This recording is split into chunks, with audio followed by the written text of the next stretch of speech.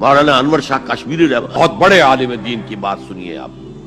مولانا سید انور شاہ کاشمیری رحمۃ اللہ علیہ جو دیوبند سے آ کر آپ کے قریب میں ڈابھیل میں انہوں نے مدرسہ قائم کیا تھا.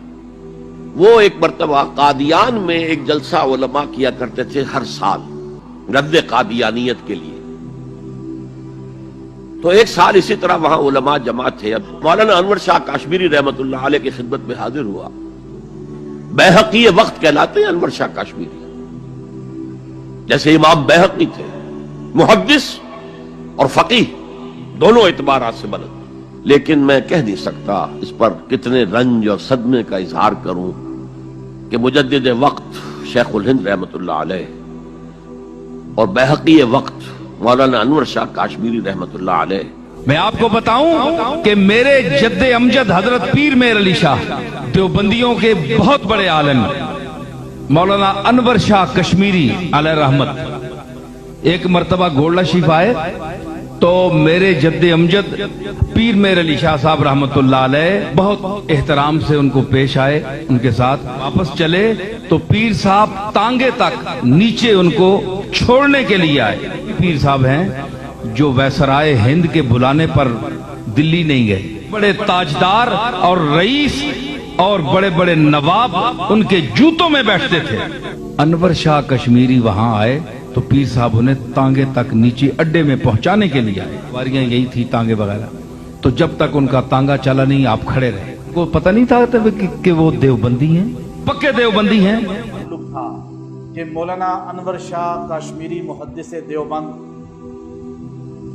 حضرت پیر میر علی شاہ صاحب رحمۃ اللہ علیہ سے ملنے کے لیے تشریف لائے. لاہور تشریف لائے. علامہ اقبال سے ہی ملاقات ہوئی. علامہ اقبال کو بھی ختم نبوت کی کچھ چیزوں میں اشکال تھا، وہ رد کیا، اس کا ذہن بنایا. اس کے بعد اپنے عقیدت مندوں سے کہا کہ میں پیر میر علی گولڑوی کو ملنا چاہتا ہوں. دارالعلوم دیوبند کا شیخ الحدیث ہے، جو اتنا بڑا شیخ الحدیث ہے کہ جب وہ درس بخاری دے رہا تھا مصر کا شیخ الحدیث جامعہ ازہر کا مفتی رشید رضا تفسیر المناظر جن دیوبند میں آئے تو انور شاہ کشمیری حدیث بخاری کھولے ہوئے درس بخاری دے رہے تھے. آپ کو پتا چلا یہ عرب آیا ہے. آپ نے بخاری کا درس عربی میں شروع کر دیا.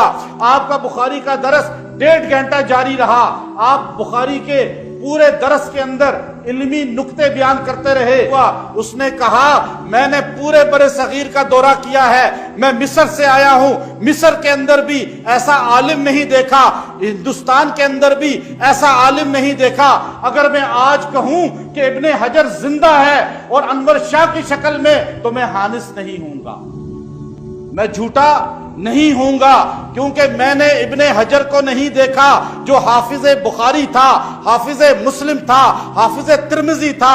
لیکن آج میں نے انور شاہ کو دیکھا ہے جو بڑی دلچسپ بات یاد آ گئی اس پر. علامہ انور شاہ کشمیری رحمۃ اللہ علیہ ایسا بڑا محدث گزرا ہے دارالعلوم دیوبند کا کہ 1000 سال میں ایسا محدث گزرا نہیں جو جب 10 لاکھ حدیثوں کا حافظ اور کوئی بات پڑھ لے تو 40 سال تک نہیں بھولتی، ایسا حافظہ ان کا. تو علامہ اقبال ان سے بڑے متاثر تھے، شاعر مشرق ہمارے علامہ اقبال، اور وہ کبھی کبھی ان کے پاس جاتے تھے. بلکہ علامہ اقبال جو ہے انہوں نے ختم نبوت کا مسئلہ سمجھا ہی انہی سے. اچھا، ورنہ آپ کو پتا علامہ اقبال جو ہے مرحوم یہ بھی کسی ایک درجے میں ختم نبوت کے حوالے سے مرزا قادیانی کے فتنے کے حوالے سے تھوڑا سا اس سے متاثر ہو گئے تھے. علامہ انور شاہ کشمیر رحمۃ اللہ علیہ کے پاس طالب علم کے دور سے جاتے تھے تو علامہ انور شاہ کشمیر رحمۃ اللہ علیہ نے ان کی تربیت کی اور یہ حقائق کھولا کہ ختم نبوت کا عقیدہ ہے کیا. تو یہ علامہ اقبال جاتا تھا اور ظاہر ہے کہ یہ بھی ذوق، اس کو بھی علم کا ذوق تھا اور بہت بڑے شاعر تھے اور روحانیت کے ساتھ بھی تعلق تھا.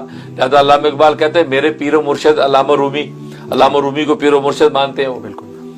ایک دن شاہ صاحب کے ساتھ بیٹھے باتیں کر رہے تو کہنے لگے کہ حضرت یہ کیا بات ہے، آپ کے سامنے کوئی حدیث بیان کی جاتی ہے، حدیث سنتے ہی آپ اس کا جواب دے دیتے کہ حدیث صحیح ہے یا صحیح نہیں ہے. یا آپ کو علوم اتنے مستحضر ہیں کہ سنتے جواب دے دیتے ہیں، کیا وجہ ہے؟ تو علامہ انور شاہ کشمیر رحمۃ اللہ علیہ مسکرائے، فرمایا کہ علم کا جواب دوں یا دل کا جواب دوں. اب یہ شاعر آدمی تھا، اس نے کہا جی علم کا جواب تو چھوڑیے، دل کی بات بتائے. سبحان اللہ. دل کی بات بتائے، علم کی باتیں تو سنی ہوئی ہیں.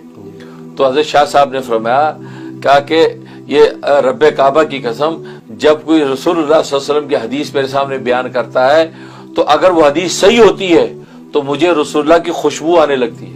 अल्लाह अकबर।